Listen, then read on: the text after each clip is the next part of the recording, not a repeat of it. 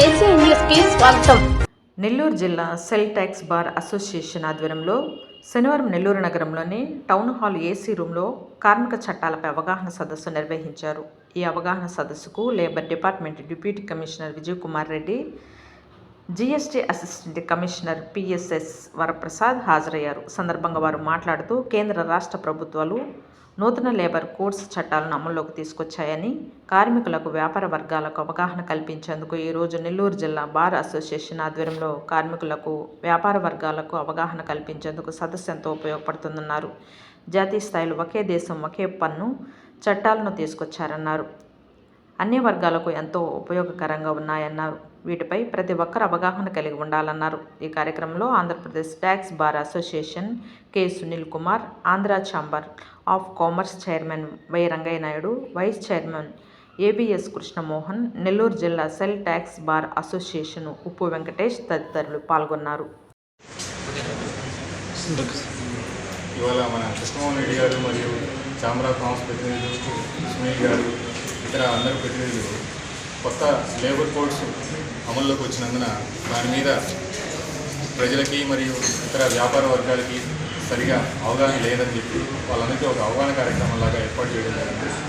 So ఇప్పుడున్న present కార్మిక చట్టాల్లో ఏమున్నాయి ప్రొవిజన్స్, కొత్త కోడ్లో ఏం ప్రొవిజన్స్ వస్తున్నాయి, దానివల్ల ఏమేమి మార్పులు జరగబోతున్నాయి, దానికి అనుగుణంగా వ్యాపార వర్గాల్లో ఏమేమి చేంజెస్ చేసుకోవాలి, వర్కర్లకు ఎటువంటి బెనిఫిట్స్ ఉన్నాయి ఈ లేబర్ కోడ్స్ వల్ల అనేవన్నీ కూడా ఒక అవగాహన కల్పించడం కోసం ఇవాళ ఈ కార్యక్రమం ఏర్పాటు చేయడం జరిగింది.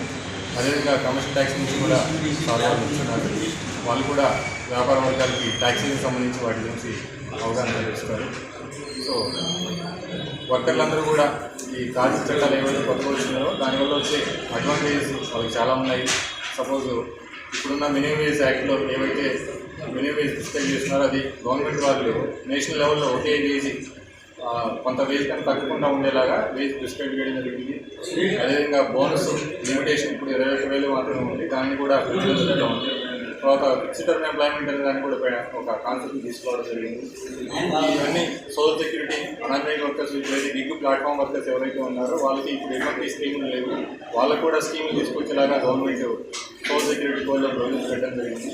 సో ఇవన్నీ కూడా వర్కర్లకి అనేకమైన ప్రయోజనకరమైన ప్రొవిజన్స్ ఉన్నాయి. సో వాటన్నిటి గురించి ఇవాళ మన బార్ వాళ్ళకి, వ్యాపార వర్గాలకు అవగాహన కల్పించడం కోసం ఈ కార్యక్రమం ఏర్పాటు చేసింది. ఈ కార్యక్రమానికి నన్ను ఇన్వైట్ చేసిన ఈ ఛాంబర్ ఆఫ్ కామర్స్ వాళ్ళకి chamber of commerce, auditors, taxpayers, accountants association వాళ్ళ విజ్ఞప్తి మేరకు ఈరోజు ఇక్కడ ఆంధ్రప్రదేశ్ ప్రొఫెషనల్ ట్యాక్స్ మీద వ్యాపార మిత్రులకు, ఆడిటర్లకు, తర్వాత మన రాష్ట్రంలో ఉన్నటువంటి ఇండస్ట్రీస్కి వీళ్ళందరూ పే చేయవలసినటువంటి వృత్తి పన్ను ప్రొఫెషనల్ ట్యాక్స్కి సంబంధించి ఆ చట్టంలో వచ్చినటువంటి లేటెస్ట్ చేంజెస్ మీద, తర్వాత ఆ పన్ను చెల్లింపు విధానంలో వచ్చేటటువంటి సాంకేతిక సమస్యల మీద వీరికి అవగాహన కల్పించడం కోసం ఇక్కడ ఈ యొక్క ప్రత్యేకమైనటువంటి ఈ కార్యక్రమానికి జీఎస్టీ డిపార్ట్మెంట్ నెల్లూరు డివిజన్ తరఫున నన్ను ఇక్కడికి పిలవడం జరిగింది.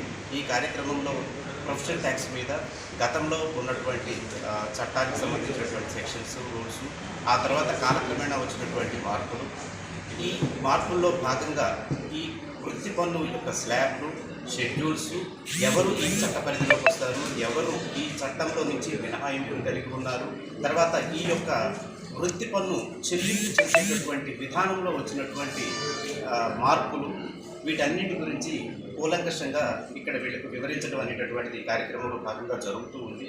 తర్వాత ఈ కార్యక్రమంలో ఈ ట్రైనింగ్ సెషన్ ముగిసిన తర్వాత ఒక ఇంటరాక్షన్ సెషన్లో వారికి ఉన్నటువంటి సందేహాలన్నింటి మీద నివృత్తి చేసే విధంగా వాటికి సమాధానాలు చెప్పడం జరుగుతూ ఉంది. ఇటువంటి కార్యక్రమం రాష్ట్ర ఆదాయానికి, తర్వాత సరళతరమైనటువంటి పన్ను విధానం ఏ విధంగా ఉంటుంది అనేటటువంటి దానికి కూడా ఎంతో ఉపయోగకరంగా ఉంటుంది.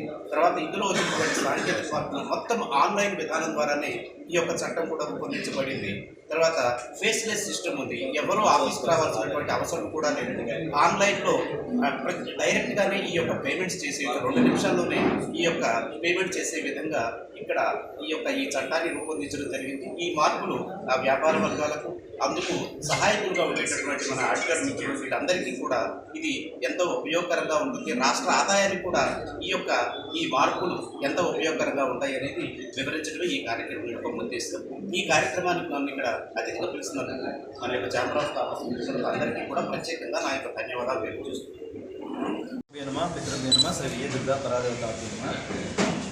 2017-18 వరకు అనేక చట్టాలన్నీ కూడా రాష్ట్ర వ్యాప్తంగా కానీ దేశవ్యాప్తంగా కానీ భిన్నంగా వాటికి సపరేట్గా ఉండేటటువంటి వాటిని అన్నింటినీ కూడా ఒకే దేశం ఒకే పన్ను పేరుతో జిఎస్టీ చట్టాన్ని తీసుకొచ్చిన తర్వాత ఈ జిఎస్టీ చట్టంలో రోజు కూడా ఆడిటర్లంతా కూడా పూర్తిగా తలమునకలై వ్యాపారస్తులు ఒకవైపు ఆడిటర్లు ఒకవైపు 24 గంటలు రిటర్న్లు వేసుకోవడం, ఈ బుక్స్ మెయింటైన్ చేయడం, వీటిలోనే హడావుడైపోతూ ఇతరమైన చట్టాల మీద మా దృష్టి పూర్తిగా కొద్దిగా దాని నుంచి పక్కకు తిరిగినటువంటి సందర్భంలో వీటిని మా మీద కొంచెం వాటి మీద కూడా అవగాహన పెంచుకోవాల్సిన పరిస్థితి ఇవాళ ఏర్పడింది. ఎందుకంటే ఒకే చట్టం ఒకే పన్ను అనేటటువంటిది కేవలం జిఎస్టీలోనే కాకుండా ఇటు లాలో కావచ్చు, ప్రొఫెషనల్ వృత్తి పనుల్లో కూడా కొంచెం చిన్న మార్పులతో కావచ్చు ఈ కొత్త మార్పులు తీసుకొచ్చేటటువంటి ప్రయత్నాలు జరుగుతున్న సందర్భంలో ఆడిటర్లందరికీ కూడా ఈ అవగాహన కుదిర్చే నిమిత్తంగా ఒక అద్భుతమైనటువంటి కార్యక్రమం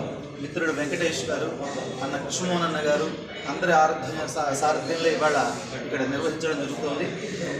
దీనికి సంబంధించి లేబర్ శాఖకి సంబంధించినటువంటి డిప్యూటీ కమిషనర్ గారు, అలాగే వాణిజ్య పన్నుల శాఖకి సంబంధించిన జిఎస్టీ డిపార్ట్మెంట్ నుంచి ప్రసాద్ సార్ గారు ఇద్దరు కూడా ఇవాళ వక్తలుగా ఇక్కడికి ఇచ్చేయడం, ఈ కార్యక్రమంలో అనేక మంది మాకు చట్టంలో తెలియని కొన్ని మార్పుల్ని కూడా ఇవాళ తెలుసుకునేటటువంటి ప్రయత్నం జరిగింది. ఇందులో ప్రత్యేకంగా ఈ సందేశాన్ని ఎక్కువ మందికి విస్తృతపరిచేటటువంటి పాత్రికేయులకు హృదయపూర్వకంగా ధన్యవాదాలు తెలియజేసుకుంటూ, అలాగే విచ్చేసిన అందరికీ కూడా ఆత్మీయులందరికీ కూడా ధన్యవాదాలు తెలియజేసుకుంటూ హరికృష్ణ.